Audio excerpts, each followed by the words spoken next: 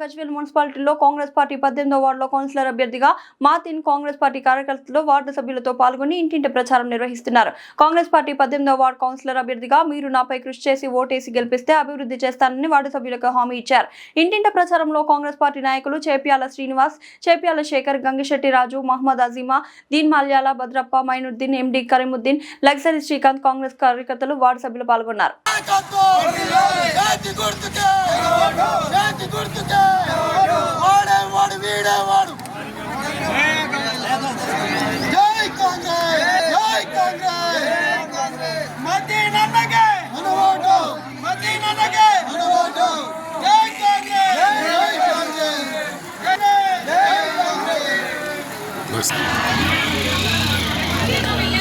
Rapid on. What happened? Ready. బావని cover మీదున్నాడు. 18వ వార్డులో ప్రచారానికి వెళ్తే మాకు బ్రహ్మాండమైన స్పందన వచ్చినది. దానికి కారణం మా కాంగ్రెస్ పార్టీ, మా రేవంత్ అన్న నాయకత్వంలో రేవంత్ అన్న గారు సన్న బియ్యం కానీ, ఫ్రీ కరెంటు కానీ, ఫ్రీ బస్సు కానీ ఇలాంటి ఎన్నో పథకాలతోటి ప్రజలకు చేరువై వాళ్ళ గుండెల్లో నిలిచినారు. అలాగే కాంగ్రెస్ పార్టీ మీద అభిమానంతో ప్రజలందరూ మాకు బ్రహ్మాండంగా భారత నుంచి స్వాగతం చెప్పినారు.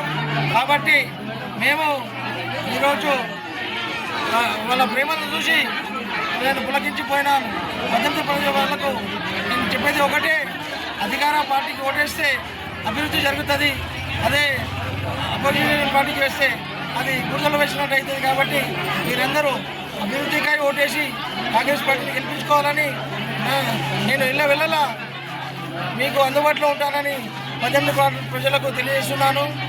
అలాగే టీఆర్ఎస్ నాయకులు గత 10 సంవత్సరాలు, ఇంతకుముందు 10 సంవత్సరాలు అధికారంలో ఉన్న మనకు సీఎంఏ మనకు ఎమ్మెల్యే ఉన్నప్పుడు జరగని అభివృద్ధి ఇప్పుడు అభివృద్ధి జరిగిందని అంటారు. ఆ అభివృద్ధి ఎక్కడ జరిగిందో మా 18 వార్డులోకి వచ్చి చూపించాలని టీఆర్ఎస్ నాయకులకు సవాల్ చేస్తున్నాను. మా 18 వార్డులో అభివృద్ధి ఎక్కడుందో చూపించాలని భూతత్వం పెట్టి వెతుకుతున్నాను అభివృద్ధి ఏడుందని. కానీ అభివృద్ధి కనబడం లేదు. కాబట్టి కళ్ళబొల్లి మాటలతో 4 పెద్ద పెద్ద భవనాలు కట్టేసి ఊరవతలో రింగ్ రోడ్ వేసేసి అభివృద్ధి అని పడుతున్నారు. మా ఇందిరా పార్కును చూసి చెప్పండి, 20 సంవత్సరాల కింద ఉన్న ఇందిరా పార్క్ అలాగే ఉందా, ఏమైనా మారిందా? అలాగే మా గజ్వేల్ బస్టాండ్ బ్రహ్మాండమైన బస్టాండ్ ఉండే మాకు గజ్వేల్కి అసలుండేది. ఇవాళ మాకు బస్టాండ్ చేసిన పార్టీ అది టీఆర్ఎస్ పార్టీ.